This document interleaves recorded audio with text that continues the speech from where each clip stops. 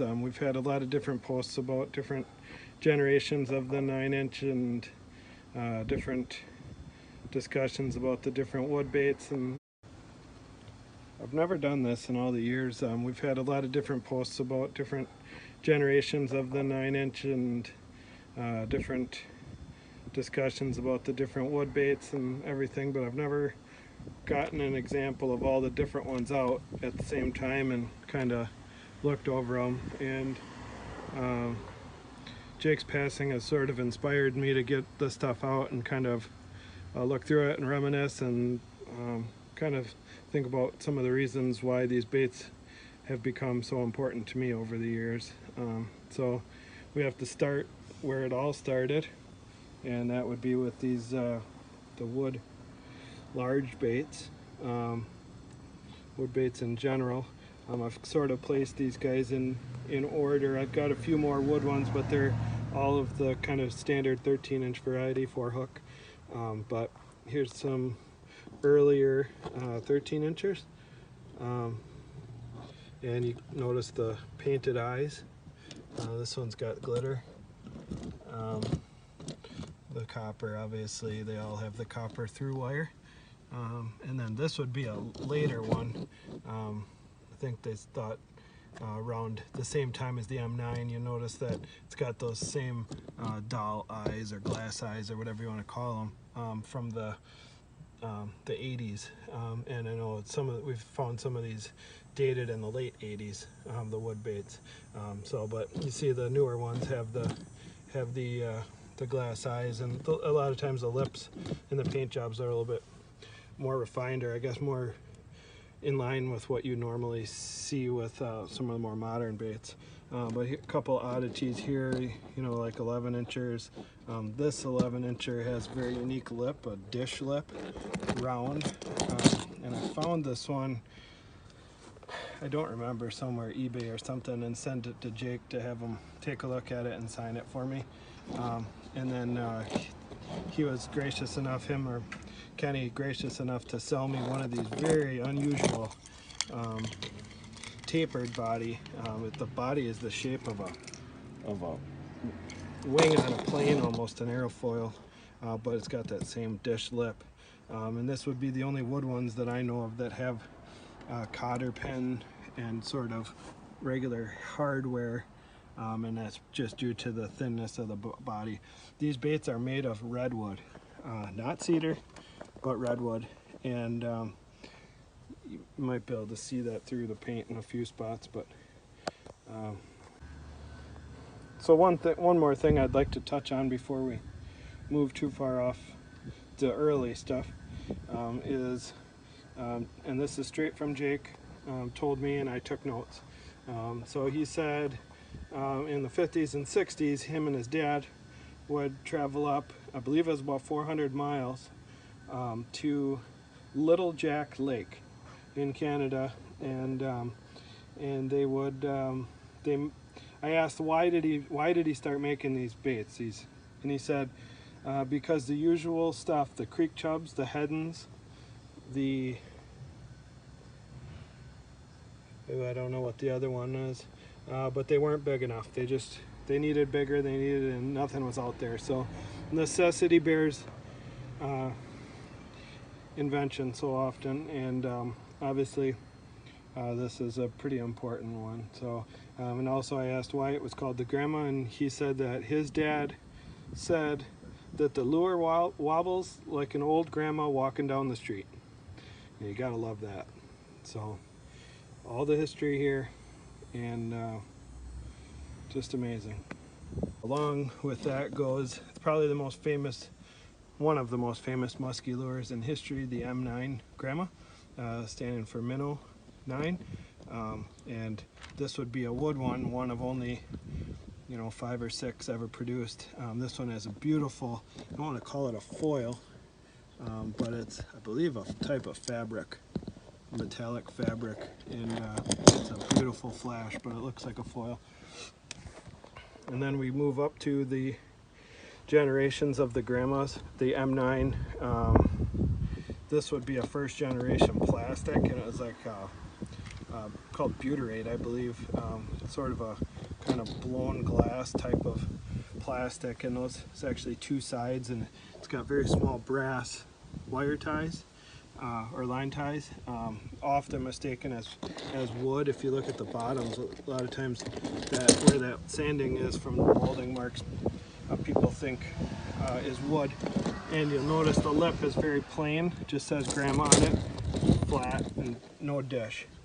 Then we move into the second generation M9. This would be the one where the name M9 really became synonymous for muskie fishermen, and that is because it's right on the lip there. It's got a dish. It's got the applied eye, which a lot of times you lose.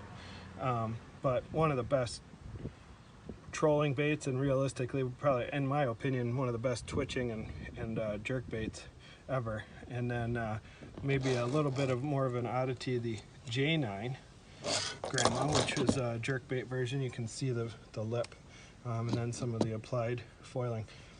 So this first generation would be 1980 through 1984. And we'll get into that a little bit more when we get to the packaging. And then 1985 was the applied eyes, and those guys, they ran, doesn't sound like for as long. Nobody was quite sure exactly the years, but until the mold burned out or something happened with the molding company, and they moved on to Magna Strike. So that would be Magna Strike, the bubble eye or bug eye, or however you want to call it. I think Kenny calls it the bug eye. But again, one of these just incredible trolling and twitching baits, and something that I use on a regular basis still. I've got a bunch of war horses. If you're lucky, you notice these ones don't have a rattle, but then this guy's got rattles, and probably of my, I don't know, I probably have 40 of them, about 6 of them have rattles. This is one of my favorite of those, because one thing Magna Strike did really well is they used pearlescent, very odd pearlescence, and to me reminiscent of the old 50s and 60s Christmas decorations. And we'll get back to that in a little bit too. And then of course then you get to the modern ones. This is one of my workhorses. It's actually won me some, I think, about $800 in a tournament. And then this is one painted by Tom Stinson, who does great work in a peacock bass. Thought it was a neat one to add to my collection. So then let's take a look at the packaging throughout the years. I'm told the first of the first gen plastics came in this package with no screen printing on it, and also there was 4 patterns originally, and that would have been the perch, the white, I don't know what you call this, like a sort of a white perch type of thing, strawberry, and then that orange coach dog, which is orange with black dots. Those were the only 4 in the first run, the first 2 years from what I understand. And then you'll notice in those, you'll notice the I don't know if you can see it, but it's actually screen printed scale, very, very small and very well defined scale. You'll see that also on this guy. But those were of the earlier 1980 to 1982. 1983, they've opened up a lot more color options, and also opened up the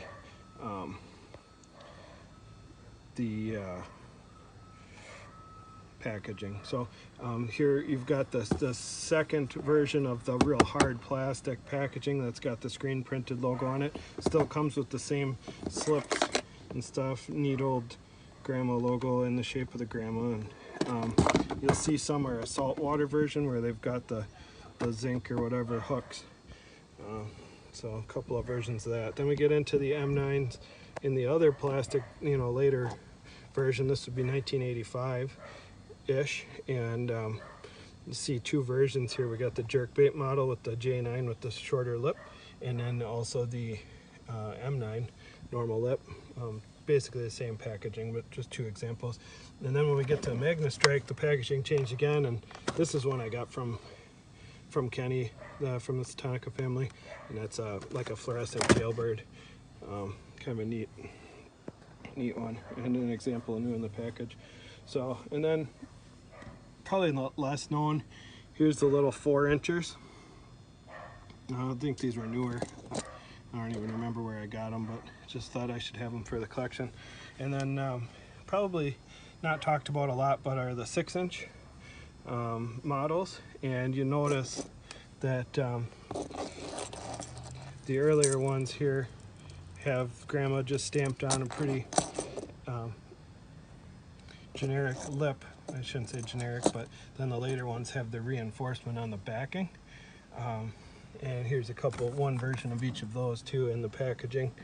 The older one and then the newer one. But this one, talking with Jake about it and also talking with Kenny, is unusual. The lip is handmade. It's not wood. The bait's not wood, but the lip is handmade, and it's not marked. Also, the paint job's rather unusual, and it's marked JT. And talking with the family, that would be John Thompson, who was a friend or co-fisherman to Jake. And he said that typically when they marked it like that, it would have been a situation where they did that in tournaments in case they lost them and it would get returned. But the consensus would be that this would have been a prototype of the 6-inch, and John gifted or sold that to John Thompson to try, much like the big wood baits. So I was lucky enough to buy that directly from John, and the story corresponds. It's pretty neat. So a couple oddities, and maybe even just to clear up things a little bit. This one is a bait made by Magnastrike, and I think it's called the Intimidator, something like that. But you'll notice that same weird pearlescent paint, and I think that's so neat. But that such a neat iridescent that, again, to me reminds me of like an old Christmas tree ornament. And then this is an odd one that I bought from a guy out east, and he was, I don't know, I think he's fed me a story, but it's got an unusual lip. It is a first-gen plastic. It is signed by Jake, and that's why I bought it. But it's got goofy hooks on it, and it's got this little bucktail end and a goofy lip, and clearly been painted.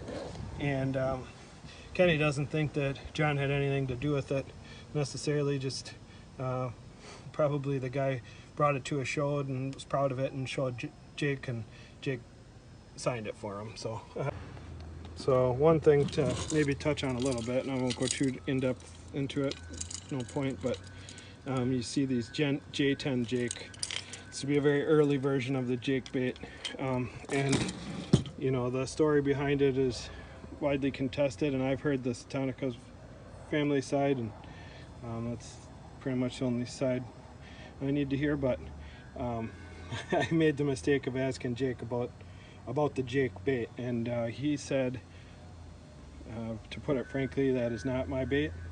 That's that son of a bitch Pete Mayna's bait. So let's laugh about that.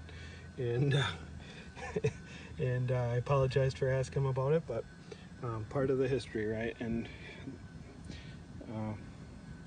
a history that lasted nearly 70 years. So I thought it would be kind of neat to just take a look through the years, through the incredible legacy.